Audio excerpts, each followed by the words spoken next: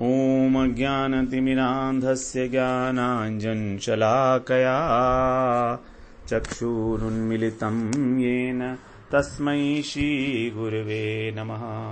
वाञ्छाकल्पतरुभ्यश्च कृपा सिन्धुभ्येव च पतितानां पावनेभ्यो वैष्णवेभ्यो नमो नमः।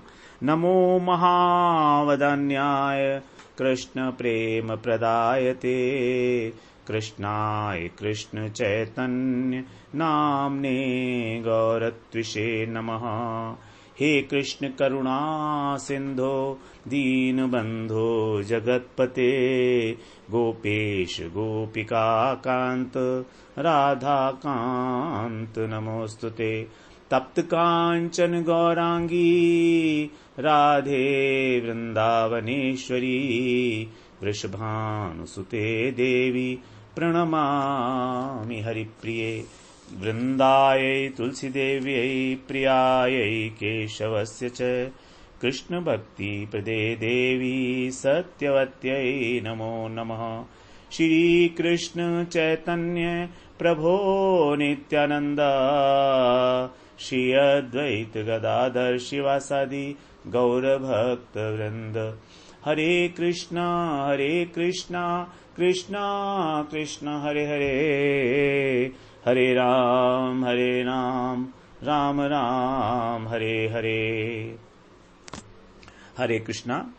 सर्वप्रथम मैं अपने गुरुपाद पद्म ओम विष्णुपाद अष्टोत्तर शत श्री श्रीमद् भक्तिवेदांत माधव गोस्वामी महाराज के चरण कमलों में अनंत कोटि दंडवत प्रणाम ज्ञापन करता हूँ। हम लोग श्रीमद् भगवद गीता का 12वां अध्याय भक्ति योग श्रवण कर रहे हैं। हम लोगों ने अभी तक इस अध्याय के प्रथम 7 श्लोक जिसमें भक्ति योग की श्रेष्ठता का प्रतिपादन किया गया था उसको हम लोगों ने श्रवण किया। आज से हमारा द्वितीय प्रकरण आरंभ होगा। ये हमारा प्रकरण है भगवत प्राप्ति का उपाय। इसमें 5 श्लोक हैं, 8, 9, 10, 11, 12। बहुत इंपॉर्टेंट श्लोक हैं ये कि किस प्रकार से भगवान की प्राप्ति हो सकती है। अलग अलग अधिकार के अनुसार, अलग अलग योग्यता के अनुसार भगवान यहां पर बहुत स्पष्ट रूप से भगवत प्राप्ति के उपाय बता रहे हैं। तो हमको ये वाले 5 श्लोक, जैसे हमने वहां पर 11वें अध्याय के 55वें श्लोक में साधन पंचक श्रवण करा था, उसी प्रकार से यहां पर इन 5 श्लोकों में भगवत प्राप्ति का उपाय भगवान स्पष्ट रूप से बता रहे हैं। तो हम थोड़ा सा ध्यान से इसको श्रवण करेंगे। तो 8वें श्लोक का हम लोग अब उच्चारण करते हैं। मय्येव मन आधत्स्व मयि बुद्धिं निवेशय निवसिष्यसि मय्येव अत ऊर्ध्वं न संशयः। इसके पूर्व के श्लोक में भगवान ने निर्विशेष ब्रह्म की उपासना की अपेक्षा भक्ति योग की श्रेष्ठता और सुगमता का वर्णन किया। तुलनात्मक रूप से भी किया। निर्विशेष ब्रह्म के लिए उपासना के लिए 3 श्लोक भगवान ने वहां पर बताए, तीसरा, चौथा और 5वां।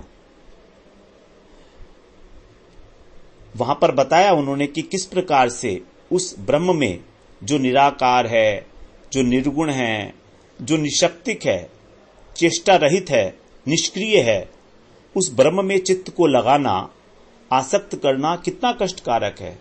क्लेशो अधिकतर तरस्तेषाम अव्यक्तासक्त चेतसाम। अपने चित्त को उस ब्रह्म में आसक्त करना, क्योंकि कुछ है ही नहीं वहां, न नाम है, न रूप है, न गुण है, न लीला है, कोई आश्रय ही नहीं है। कितना कष्टकारक है।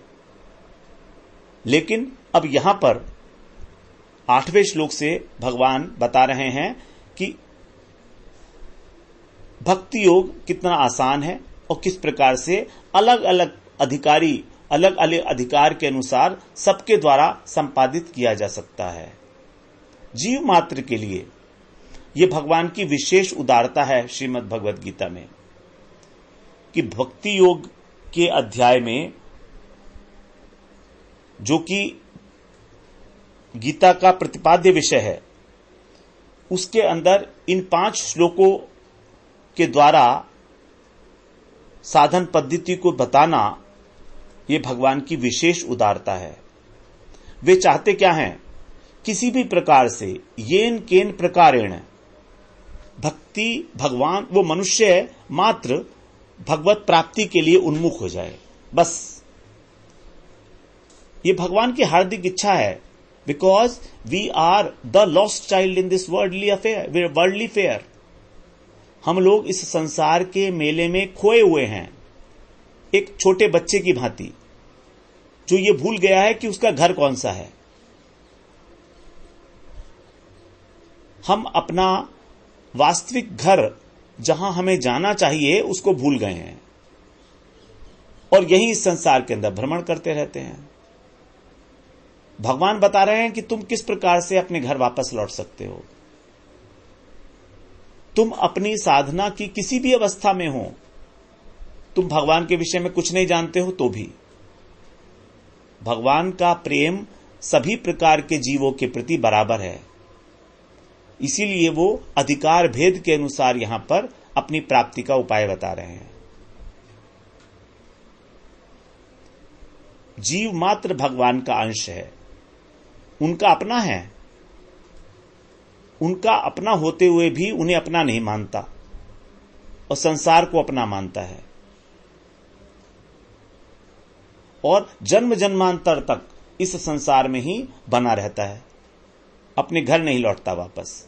उसका कारण है हमारा अंतःकरण, हमारे अंतःकरण की वृत्तियां, मन और बुद्धि, ये दोनों ही संसार में उलझाती हैं हमको। संसार, मन में संसार के भोगों के प्रति आसक्ति भरी पड़ी है, कूट कूट कर। मुझे ये भी मिल जाए, मुझे वो भी मिल जाए, मुझे वो भी मिल जाए।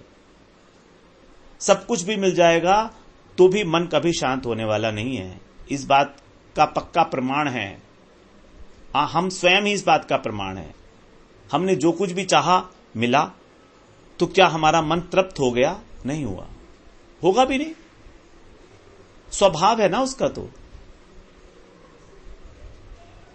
और बुद्धि ये काम करती है कि इस वस्तु कैसे मिलेगी, मन की सेवा करने में लगी रहती है। मन ने कहा मुझको ये वस्तु चाहिए, बुद्धि कहती है ठीक है मैं प्लान करती हूं। तो बुद्धि जो है अनेक अनेक प्रकार से विचार करके, जुगाड़ करके उस वस्तु को किसी ना किसी प्रकार से उपलब्ध करा देती है मन को कि ले ये उपलब्ध हो गई, अब तू इसका भोग कर ले, अब तू आनंद ले ले, सुख ले ले। अब मन सुख तो लेता है, लेकिन कितनी देर के लिए? क्षणिक। जब तक कि दूसरी इच्छा पैदा ना हो जाए तब तक मन उसमें आनंद लेता है। जैसे ही मन के अंदर दूसरी इच्छा पैदा हुई, वो आनंद खत्म हो जाता है सारा। वो सुख जो था वो खत्म हो जाता है। उसको आनंद तो नहीं कह सकते, सुखी कहेंगे। और इच्छा पैदा होने में कोई देर तो लगती नहीं है, बल्कि पहले से ही इच्छा तैयार होती है। एक वस्तु की हमें प्राप्ति हुई नहीं अथवा होने वाली है निकट भविष्य में, और दूसरी इच्छा पहले तैयार हो जाती है, तो सुख कहां से मिलेगा भाई? अभावग्रस्त मन कभी भी सुखी नहीं हो सकता। यही है मन का स्वभाव। इस प्रकार से मन और बुद्धि दोनों मिलजुल कर हमें क्या कहें, बेवकूफ बनाते रहते हैं। सिंपल सी बात। बुद्धि तो बेचारी नौकरानी है, मन की सेवा करती रहती है। कहां तो बुद्धि इतनी पावरफुल है कि मन को कंट्रोल करना चाहिए, लगाम की तरह से। सारथी है वो, लगाम है नहीं। हाँ, बुद्धि तो सारथी है ना, और मन लगाम है। तो बुद्धि सारथी होने के कारण उस मन को, लगाम को कंट्रोल में रखना चाहिए, लेकिन यहां तो लगाम ही सब कुछ करती है। सारथी को वहीं ले जाती है जहां चाहती है वो, जहां उसके घोड़े जाते हैं, इंद्रियां रूपी घोड़े। तो इस प्रकार से मन को कभी सुख होने वाला है नहीं, कभी शांति मिलने वाली नहीं है। और अशांतस्य कुतो सुखम, जो अशांत है उसको सुख कहां से मिलेगा?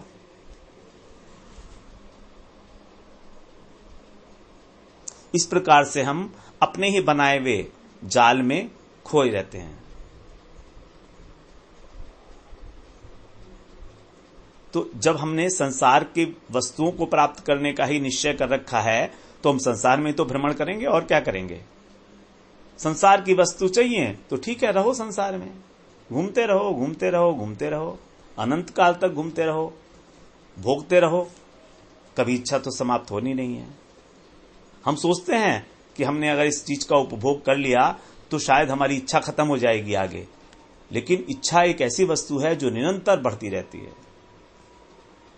जब तक हमें परम वस्तु की उपलब्धि नहीं होती, परम दृष्ट्वा निवर्तते, तभी हमारा निवारण होगा इच्छा से।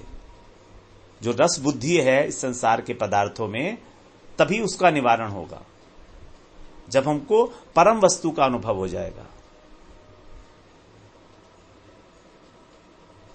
और उसके बिना हमारी बुद्धि भी एकनिष्ठ नहीं हो सकती। तो केवल भगवान ही एकमात्र एक ऐसी वस्तु है, परम वस्तु।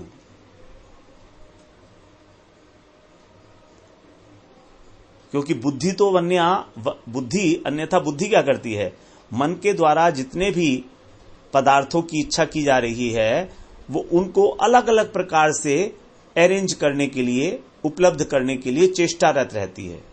इसी को कहा गया बहुशाखा वाली बुद्धि। बहुशाखा ही अनंताश्च बुद्धयो अव्यवसायी नाम। अव्यवसायिक बुद्धि बोला है उसको। तो यहां पर कह रहे हैं मय्येव मन आधत स्व मयि बुद्धिम निवेशय निवसिष्यसि मय्येव अत ऊर्ध्वम न संशयः। मयि एव, मुझ श्याम सुंदर में ही, एव मने ही, मुझ श्याम सुंदर में ही, मनः माने मन को, आधत्सु, आधत्सु माने स्थापित करो, स्थिर करो, आधत्सु रख दो। मई बुद्धिम निवेशय, और मई माने मुझ में, बुद्धि को क्या करो, निवेशय, प्रवेश करा दो। ये बना है वेश धातु से, विशति प्रवेश करना, प्रवेश करना, उसी से बना है वेशय, निवेशय, नितराम वेशय। नितराम माने संपूर्ण रूप से, कुछ बाहर छोड़ो मत। जब भगवान के अंदर बुद्धि घुस जाएगी तो वो भगवान का ही चिंतन करेगी, संसार का चिंतन करने की लायक ही नहीं रहेगी। तभी तो कहा निवेशय, प्रवेश करा दो उसको, बाहर मत छोड़ो संसार की चिंतन करने के लिए। संसार का कार्य होता रहेगा, चिंता मत करो उसकी। योगक्षेमम वहाम्यहम्, उसकी चिंता मैं करूंगा तुम्हारे लिए, तुमको चिंता करने की आवश्यकता नहीं है। तुम तो केवल मन और बुद्धि को मुझे दे दो। निवसिष्यसि मय्येव, तब तुम मुझ में ही निवास करोगे। मय्येव, मेरे समीप ही, मेरे समीप ही अर्थात मेरी लीलाओं में मुझ में ही निवास करोगे तुम, इसमें कोई संशय नहीं। अत ऊर्ध्वम न संशय। अब अत ऊर्ध्वम, ये जो बात है जो मैंने कही अभी, इसके बाद इसमें कोई संशय नहीं है। अत ऊर्ध्वम न संशय।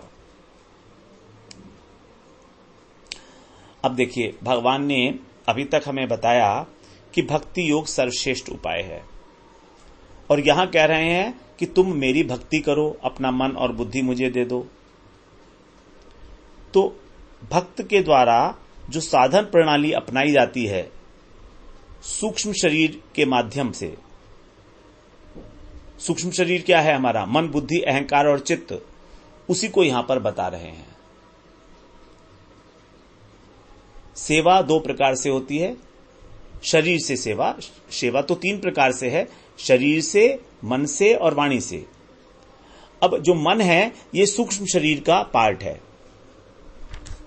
तो शरीर की सेवा हो गई स्थूल सेवा, स्थूल शरीर के द्वारा, इंद्रियों के द्वारा और कर्मेंद्रियों के द्वारा, और जो मन है वो है अंतःकरण की सेवा, सूक्ष्म शरीर की सेवा।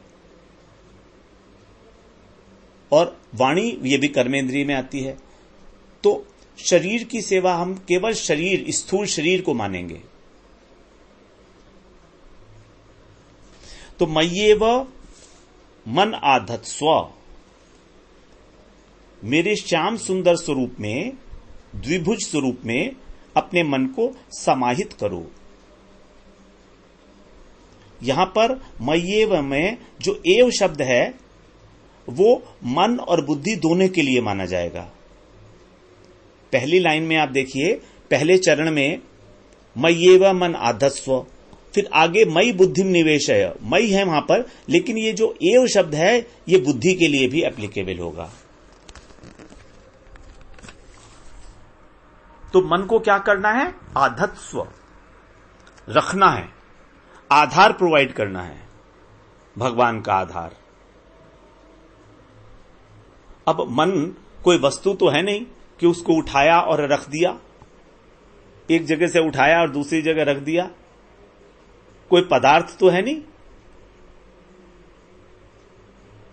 मन कोई पदार्थ है क्या जो उसको उठाकर रख देंगे हम लोग? अगर पदार्थ होता तो उठाकर रख देते। शरीर को तो उठाकर रख सकते हैं हम, अपने घर में भी रख सकते हैं, मंदिर में भी रख सकते हैं स्थूल शरीर को, लेकिन मन का क्या करें?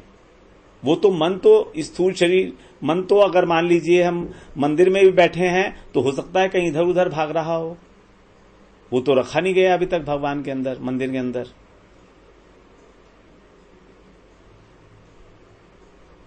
तो मन क्या चीज है, इसके विषय में थोड़ी सी चर्चा कर लेनी आवश्यक है। हम लोग कई बार कराए हैं, क्योंकि मन का ही सारा खेल है। यहां पर पूरी भगवत गीता मन और बुद्धि पर आधारित है। जो जगत के पदार्थों का ज्ञान कराता है उसको हम लोग ज्ञानेंद्रिय बोलते हैं। जैसे चक्षु, कर्ण, जीवा, नासिका, त्वचा, 5 ज्ञानेंद्रिय हैं जो हमको संसार की वस्तुओं का ज्ञान कराता है। और जो संकल्प विकल्प करता है उसको मन बोलते हैं। मन का काम है संकल्प विकल्प करना, इच्छा करना। अब 2 बातें हैं, संकल्प और विकल्प। तो जैसे उदाहरण के लिए समझें, मान लो इच्छा उठी हमारे मन में कि चलो मंदिर चलते हैं, ठाकुर जी के दर्शन करेंगे आज, और वहां पर हरि कथा भी श्रवण करने को मिलेगी। तो ये जो इच्छा हुई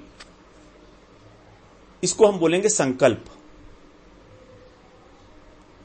तभी जैसे ही ये संकल्प उठा उसके तुरंत बाद एक और बात उठी। वो ये बात थी कि अरे आज तो कोई आने वाला है घर पे मुझसे मिलने के लिए, मैं मंदिर कैसे जाऊंगा, चलो कभी और चले जाएंगे, आज तो जा नहीं सकते। अब ये मंदिर में ना जाना विकल्प हो गया। तो संकल्प था मंदिर में जाना और विकल्प हो गया मंदिर में न जाना, किसी कारणवश, कोई भी कारण हो। तो इस प्रकार का जो संकल्प विकल्प है, टू डू और नॉट टू डू, ये मन का स्वभाव है। शेक्सपियर ने इसी को बोला। शेक्सपियर ने, टू डू और not to do is not the question. यही है स्वभाव मन का। इसको बहुत वेटेज नहीं देनी है, क्योंकि ये तो हमेशा संकल्प विकल्प करता है। तो मन को भगवान में रखने का क्या अर्थ हुआ? मन के अंदर जो वृत्तियां हैं उसको भगवान के साथ जोड़ दिया जाए, अर्थात संकल्प और विकल्प इन दोनों को भगवान के साथ जोड़ दिया जाए। ये हो जाएगा, मन को उठाकर हमने भगवान में रख दिया। मय्येव मन आधत्स्व। जैसे मन में संकल्प आया कि यमुना पुलिन है, वहां पर एक कुंज है, सघन कुंज है, कुंज के बाहर कुछ पुराने पत्ते पड़े हैं, उनको उठाकर हमने वहां पर नए नए कोमल पत्ते बिछा दिए, फिर फूलों की एक माला वहां पर गूंथ कर तैयार कर दी। पता नहीं ठाकुर जी कब आएंगे, अब उनकी प्रतीक्षा कर रहा है मन, ठाकुर जी आएंगे, ठाकुर जी आएंगे, तब उनको हम माला पहनाएंगे कुंज के बाहर। तभी मन में विकल्प उठा कि ओहो, आज तो ठाकुर जी आएंगे नहीं। क्यों नहीं आएंगे? क्योंकि मुझसे कोई अपराध हो गया है, मुझे उन्होंने इस योग्य नहीं समझा, शायद मैं तो अनर्थग्रस्त जीव हूं, मुझे क्यों दर्शन देंगे वो भला? फिर दूसरा संकल्प उठा कि नहीं नहीं, ऐसा नहीं हो सकता। भगवान तो अकरुण करुण है, अकारण करुण है, करुणा के भंडार हैं। अगर मुझ जैसे पापी पर वो कृपा नहीं करेंगे तो उनका पतित पावन नाम कैसे सार्थक होगा? तो इसलिए उनको आना पड़ेगा। और जब वो आएंगे तो मैं पहले क्या करूंगा? पहले उनको फूलमाला पहनाऊं या पहले उनको दंडवत प्रणाम करूं? नहीं नहीं, पहले फूलमाला पहनानी ठीक रहेगी। क्योंकि क्या होगा, अगर मान लो फूलमाला मैंने पहले नहीं पहनाई तो क्या होगा, मेरे हाथ में जो फूल की माला है वो उस पृथ्वी से टच हो जाएगी। पृथ्वी से टच हो जाएगी तो फिर उसको ठाकुर जी को कैसे पहनाएंगे? तो पहले माला करेंगे, उसके बाद फिर प्रणाम करेंगे, फिर उनको आसन पे बैठाएंगे और फिर उनके चरण प्रक्षालन करेंगे सुगंधित जल के द्वारा। इस प्रकार भगवान की सेवा करेंगे। जब भगवान आएंगे कुंज में तो युगल सरकार आएंगे। अब अगर उन्होंने मान लीजिए हमको चरण प्रक्षालन करने से मना किया तो क्या करेंगे? तो फिर हम भगवान की ओर दीन दृष्टि से देखेंगे, अनुनय विनय करते हुए देखेंगे कि मुझे आज अपने चरण पखारने दो। शायद उनका चित्त द्रवित हो जाए, शायद वो अनुमति दे दे। ठीक है, फिर उसके बाद चरणामृत को संभाल कर रखेंगे, उनकी आरती उतारेंगे और तब तक और भी सब भक्त आ जाएंगे। और यदि कोई नहीं आया तो भी कोई बात नहीं है, हम स्वयं ही आरती उतारेंगे, अकेले आरती उतारेंगे। भगवान का मुख कमल निहारेंगे, उनकी मंद मंद मुस्कान अपने हृदय में हमेशा के लिए बंद करेंगे। भगवान को देखते देखते तो इस प्रकार भगवान और भगवान की वस्तुओं से संबंधित वस्तुओं के प्रति हमारा संकल्प होने लगेगा। संकल्प और विकल्प दोनों हो रहा है। संकल्प हो रहा है कि ऐसा होगा और विकल्प हो रहा है नहीं, अगर ऐसा नहीं हुआ तो कोई बात नहीं है, फिर ऐसा कर लेंगे। तो विकल्प और संकल्प ये दोनों भगवान में हो गए। अब समझ लीजिए हमारा मन भगवान में रखा गया। दिस इज कॉल्ड इज मय्येव मन आधत्स्व। भगवान के साथ आज कौन सी क्रीड़ा करनी है, भगवान को किस स्थान पर बिठाएंगे। जब वो थक जाएंगे तो भगवान के चरण सम्माहन करेंगे। हर समय, तीनों समय, वर्तमान काल, भूतकाल, भविष्य काल भगवत चिंतन से भर दो। केवल कृष्ण, केवल कृष्ण, और कुछ भी याद ना आए। जब हम कृष्ण कह रहे हैं तो इसका समझिए युगल सरकार, राधा रानी तो साथ ही हैं। राधा रानी के बिना तो कृष्ण कुंज में आते ही नहीं हैं। यही है अपने मन को भगवान के समीप रख देना, भगवान में रख देना।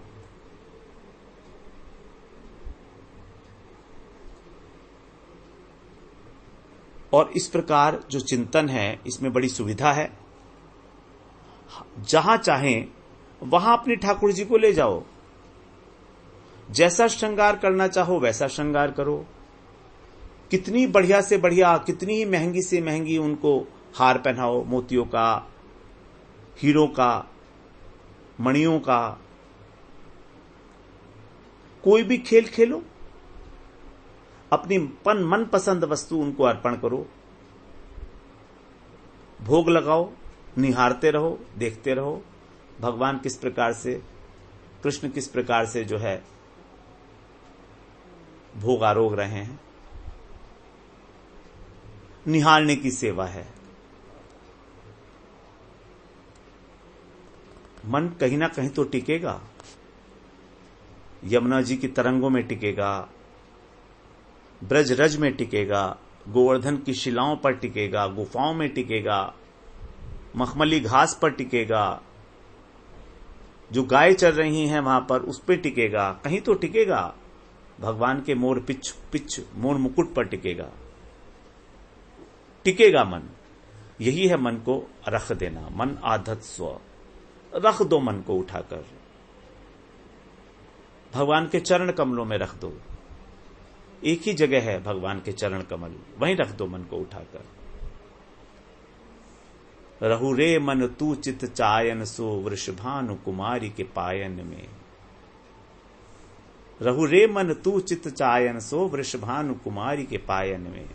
वृषभानु कुमारी के चरणों में अपने मन को रख दो। मय्येव मन आधस्व, मय्येव मन आधस्व। और कुछ है ही नहीं स्थान रखने के लिए। अपने मन को भगवान के चरण कमलों में लगा दो। भगवान के चरण कमल का ध्यान। जो अच्छा लगता है भगवान का स्वरूप, जो अंग भी भा जाए मन को, जैसे भी भा जाए, भगवान के हाथ में वेणु, भगवान की कटी किंकणी, भगवान के नूपुर, भगवान के कुंडल, भगवान का हार, मणियों का हार, वनमाला, वैजंती माला, अनेक प्रकार के हार भगवान धारण किए हैं। गायों को हाँकते हुए, मुरली बजाते हुए, सरोवरों में उनको गाय को जल पिलाते हुए, वहां पर सखाओं के साथ मल्ल युद्ध करते हुए, उसके बाद एक पेड़ के नीचे विश्राम करते हुए, किसी भी प्रकार से भगवान की लीलाओं में मन को लगा दो। चिंतन लगातार चिंतन हो भगवान की लीलाओं का। कुछ लोग भगवान का भजन तो करते हैं, लेकिन उनसे संसारिक पदार्थ मांगते हैं। मुझे धन दे दो, पत्नी दे दो, बच्चे दे दो, नौकरी दे दो, स्वास्थ्य दे दो, मकान दे दो, पद प्रतिष्ठा। यह है मन को संसार में रखना। भगवान को ऐसा भक्त अच्छा नहीं लगता। उन्हें तो वही अच्छा लगता है भक्त जो उनके साथ क्रीड़ा करे, जो उनके साथ खेल खेले, जो उनके साथ जो उनको आनंद दे, हास परिहास करे। अपने हृदय की बात कहने में संकोच मत करो भगवान से। जितना हम भगवान से खुलेंगे, भगवान भी उतना ही हमसे खुलेंगे। जगत में भी ऐसा ही है, बिल्कुल ऐसा ही। लौकिक सद्बंधुवत भाव। यदि बार बार मांगते रहेंगे तो समझेंगे मेरे दरवाजे पे कोई भिखारी आया है। भजन के बदले में हमको, अपनी भक्ति के बदले में कुछ सांसारिक वस्तुओं को देकर हमारी वंचना कर देंगे और हम ठगे जाएंगे। कृष्ण बहुत बड़े ठग भी हैं। बहुत सावधान रहना है कि कहीं हम कुछ मांग ना कर बैठे उनसे। ध्रुव जी ने देखिए कितना तप किया, 5 महीने तक, किस प्रकार से कठोर तप। वैष्णव नारद जी से मंत्र प्राप्त करने के बाद, वैष्णव मंत्र प्राप्त करने के बाद, लेकिन ठगे गए। राज्यपाट की इच्छा थी, भगवान ने वैकुंठ के समान ही उनको राज्यपाट दे दिया, ध्रुव लोक बनाकर दे दिया। अपनी सेवा नहीं दी ध्रुव जी को। और ध्रुव जी कहते हैं मैं ठगा गया। बहुत पश्चाताप हुआ उनको, बहुत पश्चाताप हुआ ध्रुव जी को। हम लोग इस चर्चा को फिर आगे श्रवण करेंगे। वांछा कल्पतरुभ्यश्च कृपा सिंधुभ्येव च पतितानां पावनेभ्यो वैष्णवेभ्यो नमो नमः।